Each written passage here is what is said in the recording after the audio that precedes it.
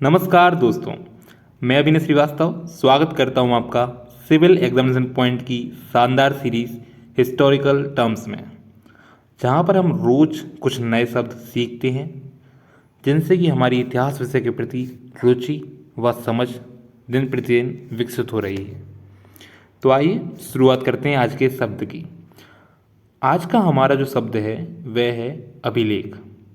तो आइए अब समझते हैं क्या होते हैं अभिलेख। तो जैसा कि आप यहाँ पर देख पा रहे हैं कि एक अभिलेख का फोटो बना हुआ है।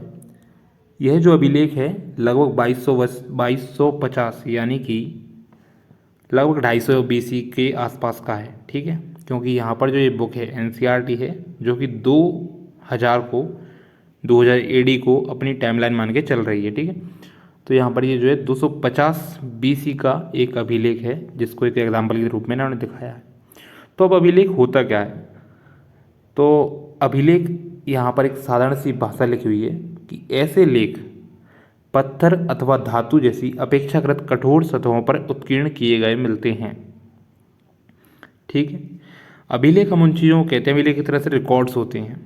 तो प्राचीन समय में इन्हें एक पत्थर या धातु जैसी या फिर कोई और कठोर चीज़ है उस पर लिखा जाता था, जिससे कि ये लंबे समय तक लिखे रहें, मिट रहे ना, किसी चीज़ से नुकसान ना पहुँचे। जैसे कि पांडुलिपियों को कीड़े खा जाते हैं, तो पत्थरों को इतनी ज़्यादा समस्या नहीं आएगी, है ना। पत्थर पे अगर आप लिखोगे तो लंबे समय तक चलेगा। ठीक, अब ये लिखे क्यों जाते थे, मतलब यार इन पर क्या लिखा जाता था? तो कभी कभी जो उस समय के शासक होते थे या अन्य लोग अपने आदेशों को इस तरह से उत्कीर्ण करवाते थे ताकि लोग उन्हें देख सकें, पढ़ सकें तथा उनका पालन कर सकें। ठीक है, यानी कि जो भी राजा का आदेश है उसे मतलब जनता के सामने इस तरह से लिखवा दिया जाता था, जैसे कभी भी कोई भी व्यक्ति आके पढ़ सकता है और उनका पालन कर सकता है। कुछ अन्य प्रकार के अभिलेख भी मिलते हैं। ठीक, एक तो होगा जिनमें ऑर्डर्स वगैरह लिखे जाते थे। ठीक है, दूसरे होते थे जिनमें राजा रानियों सहित अन्य स्त्री पुरुषों ने भी अपने कार्यों के विवरण उत्कीर्ण करवाए हैं। यानी कि जैसे कोई भी कार्य हुआ, यानी कि कोई किस तरह से मंदिर बना या फिर किसी को भूमि दान दी गई या कुछ भी अन्य कार्य किए गए, तो उन कार्यों का विवरण दिया गया है। तो उन लोगों को उन प्रकार के अभिलेख भी पाए गए। उदाहरण के लिए प्राय शासक लड़ाइयों में अर्जित विजयों का लेखा जोखा रखते थे। यानी कि अगर कोई व्यक्ति कुछ जीत के लाया, कोई राजा कुछ जीत के लाया, तो उसका भी लेखा जोखा इसमें लिख दिया जाता था। ठीक है, तो इस तरह से ये इन्होंने बता दिया कि क्या क्या कार्य किए जाते थे। ठीक है, क्या क्या लिखा जाता था इन पे। तो आइए अब आगे बढ़ते हैं।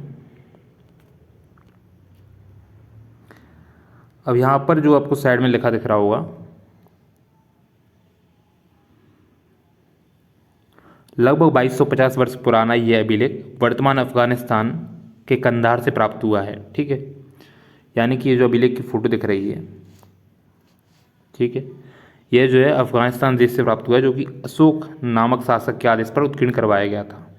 ठीक है, अब इसमें आप जो लिपियों का प्रयोग देख रहे हैं, लिपियाँ क्या होती हैं, यहाँ पर और भी चीज़ें आ रही हैं अभी तो।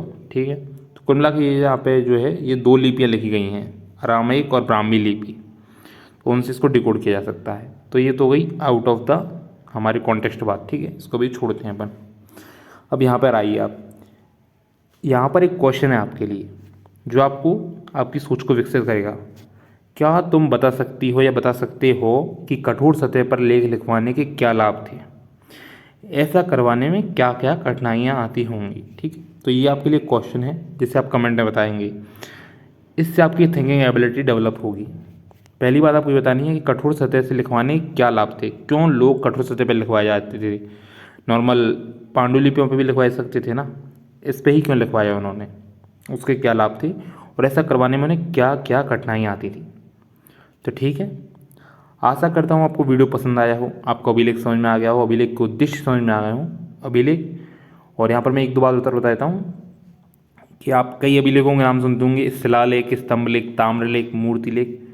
तो वह किस चीज़ पर लिखे गए इस आधार पर उनका वर्णन किया गया है। जैसे कि कोई शिला यानी चट्टान पर लिखे गए हैं तो उसे हमने शिलालेख बोल दिया। कोई लंबे स्तंभ पर लिखा गया है तो उसे स्तंभलेख बोला गया। कोई ताम्र पत्र यानी कि ताम्र की किसी भी चीज़ को बनाया गया, ताम्र धातु पर लिखा गया है, उसे हमने ताम्रलेख बोल दिया। कोई मूर्ति पर लिखा गया वह मूर्ति लेख कहलाया। तो यह तो है किस चीज़ पर लिखा है, इस तरह से बांटा गया। और एक और तरह से बांट सकते हैं हम, जैसे कि उस अभिलेख में किस प्रकार का विवरण है, जैसे कि आदेश दिए गए हैं या किसी की प्रशंसा की गई, जैसे कि प्रशस्ति लेख आपने सुना हो, किसी व्यापार की बात करी गई है तो व्यापारिक अभिलेख, इस तरह से। तो एक एडिशनल इन्फॉर्मेशन मैंने आपको दे दी। आशा करता हूँ आपको ये अभिलेख के बारे में सारी बातें अच्छे से समझ में आई होंगी। अभिलेख एक तरह से रिकॉर्ड्स हैं और वे कठोर चीज़ पर लिखे जाते हैं। तो धन्यवाद, वीडियो को यहीं समाप्त करते हैं और अगली वीडियो में कल हम फिर मिलेंगे एक नए शब्द के साथ। बाय बाय, धन्यवाद। चैनल को सब्सक्राइब करना मत भूलिएगा। ऐसी इन्फॉर्मेटिव वीडियोस देखते रहिए हमारे चैनल पर।